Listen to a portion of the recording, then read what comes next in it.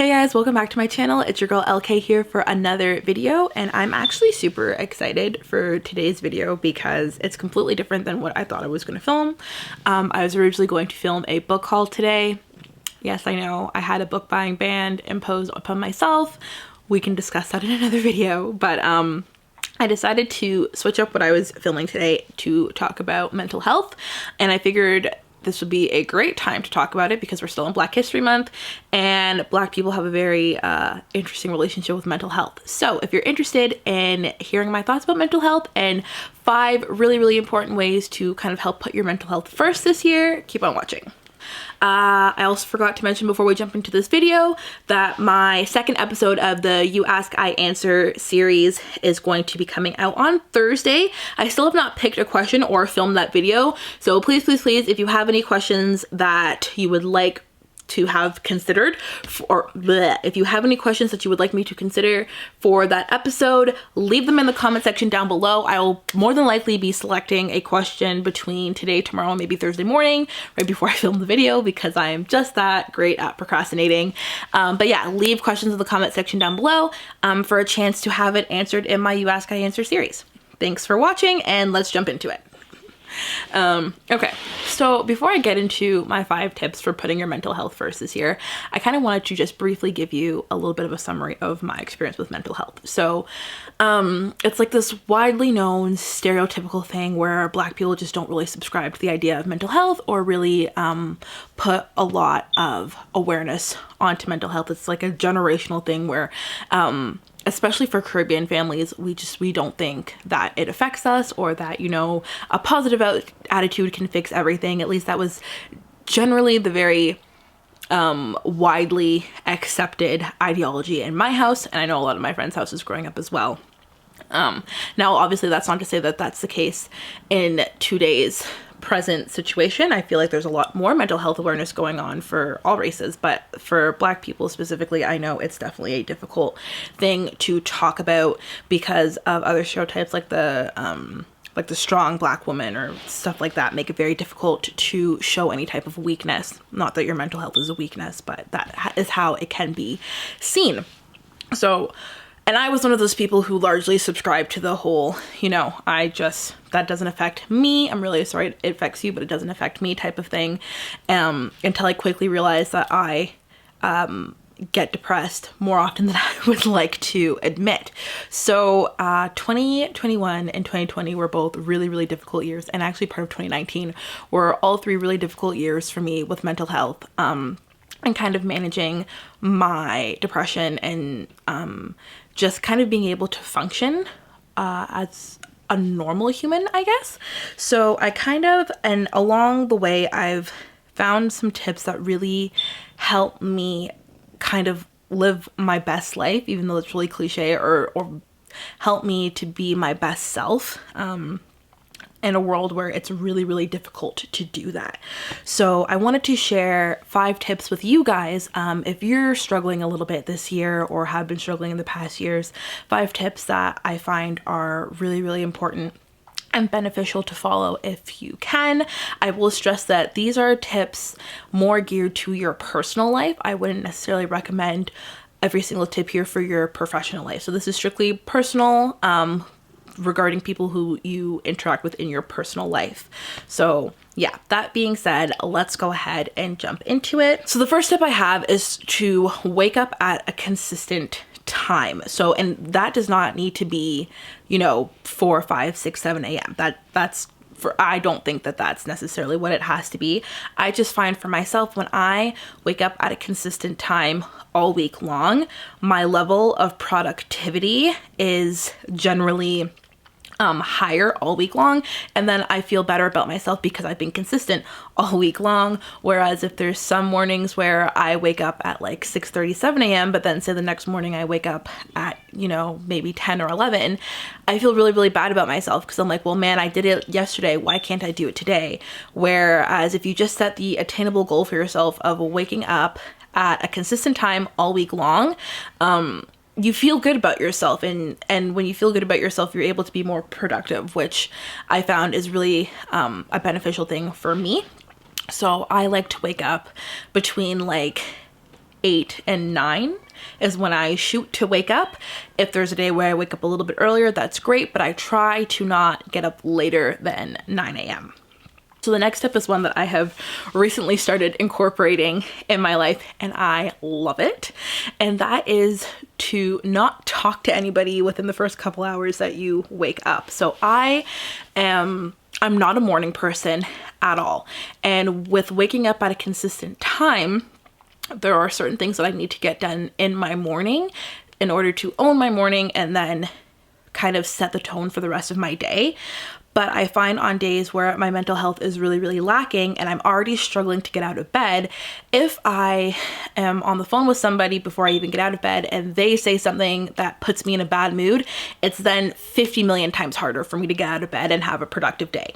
So I've set this rule for myself that I don't talk to anybody in my personal life. Obviously for work it's going to be a little bit different, but I don't talk to anyone in my personal life, not my mom, my fiance, nobody. I don't talk to anybody until my morning is well underway and I'm either getting ready to get into my car for my morning Starbucks or I've just gotten a significant amount of stuff done in the morning. So if I wake up at 9, I'm gonna get up, do a load of laundry, do everything for my dogs, go down, check on my horses, set a little to-do list for the day, obviously change, all of that good stuff, be on my way to Starbucks at around maybe 10:30 before I even think of talking to anybody in my personal life. Because at that point, my day has already started. I've already, I've started my day off on the right foot. Being productive. I got up at the time that I wanted to get up. I've gotten everything like my morning chores done and now I'm just kind of letting the ball roll for my day, and then I can start with human interaction.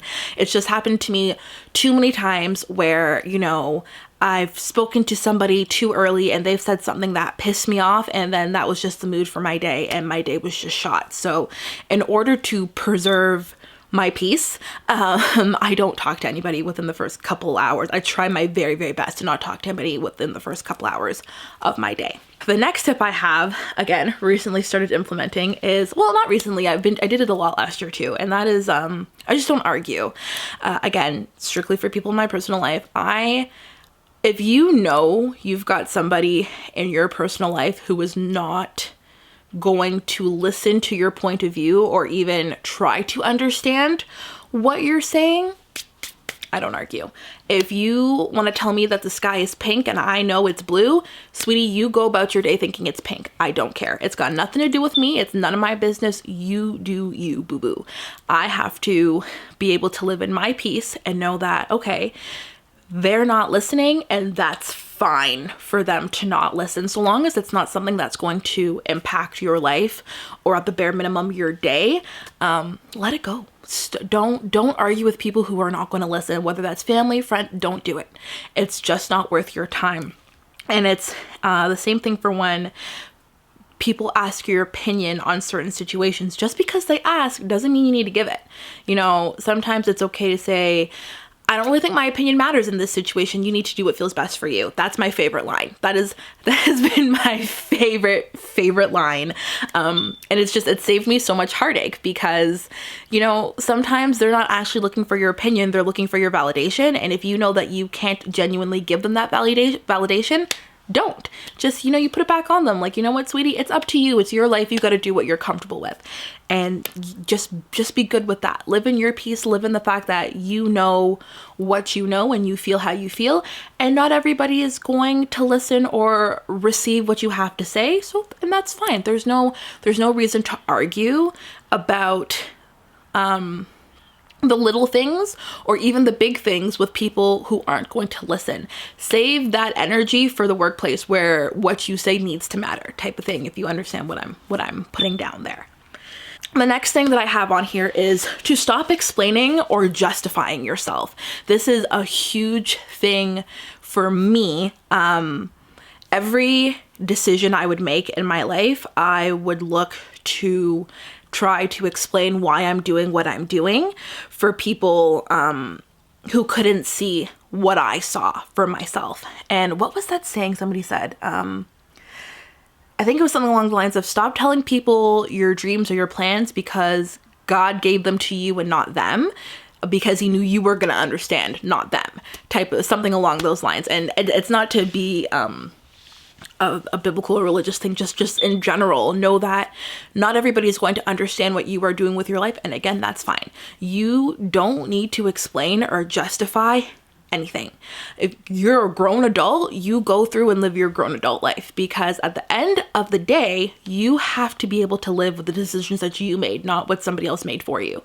So again, I have stopped trying to justify my actions for my own life. If I feel like I need to be going in this career direction, that's the direction that I'm going to go in for right now, until I feel like I need to make a different move. You know, I have to go through my life the way that I want to, because it makes no sense for somebody else to be the director of my life. That's just, and once you stop trying to explain what you're doing or justify what you're doing, a whole new level of peace comes about, because it's just like, man, I can just kind of live for me and do what I need to do. And if I mess up, well, then you know what? I messed up. That's fine.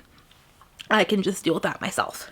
So, and then the last little tip that I have here is, know what you need from yourself to get through the day. So if I am lying in my bed at like 8:30 in the morning and I'm like, man, I should really get up, but I don't want to get up and I just feel like I can't get up right now, what do I do to make myself get up? Now I'm in a different situation because I have dogs. So at some point in the morning, I have to get up to let them out.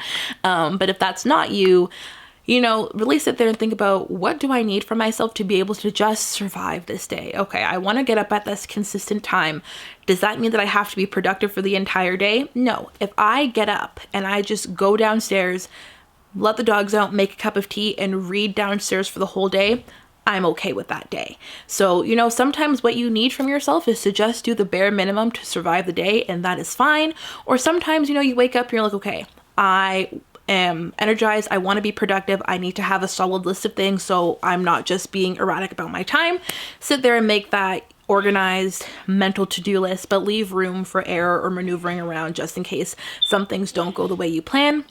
Because as I said earlier, when my mental health is not the greatest, when I'm either depressed or I feel like I'm on the verge of having an episode where I don't want to be around anybody, I need to be able to have those moments in my day where I'm like, okay, I need like 3 hours where I just don't interact with people and I can just be by myself and I can just be in a mood by myself. So make sure whatever mental to-do list you're creating for yourself, that there's room for that. And then just kind of a bonus point that I think we all know is, go on social media as little as possible. It's hard when you're trying to make your job social media, or you're trying to make some sort of income off of social media. Obviously you have to be on it a little bit more, but I have times during the day where I kind of allow myself to sit and scroll on social media for like an hour and then I move on with my day.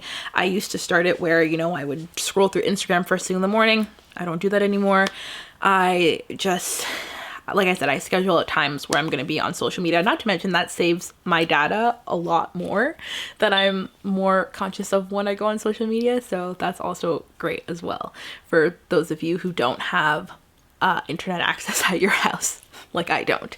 But yeah, those are just some tips that I have been following to kind of keep my mental health in check and also be able to live a life that I am proud of and want to be a part of and want to be present in. And I thought I would share that with you guys because I want you guys to be able to live your best life as well, and know that mental health affects any and everybody regardless of race, gender, sexuality, nothing. It doesn't matter.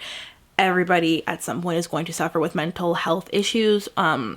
And that is fine. You just need to be able to find the tools to equip yourself to deal with it, whether that is medication prescribed by a doctor or any type of coping mechanisms, or just finding tips and tricks online to get through your day, to survive your day. It is okay. It's all right. You do what you need to do to get through it. But yeah, that is what I wanted to talk about with you guys today. Thank you so much for watching. Don't leave yet because we're getting to our Black History Month shout out one today. So for today's Black History shout out, we're going to be talking about Jesse Owens, who was born in 1913 and died in 1980. He was a track and field athlete who set a world record in long jump at the 1936 Olympic Games in Berlin and went unrivaled for 25 years, guys. That's awesome. If you want to learn a little bit more about Jesse Owens, go ahead and research him on Google because Google is free. Thank you so much for watching this video, and I will see you in my next one. Bye!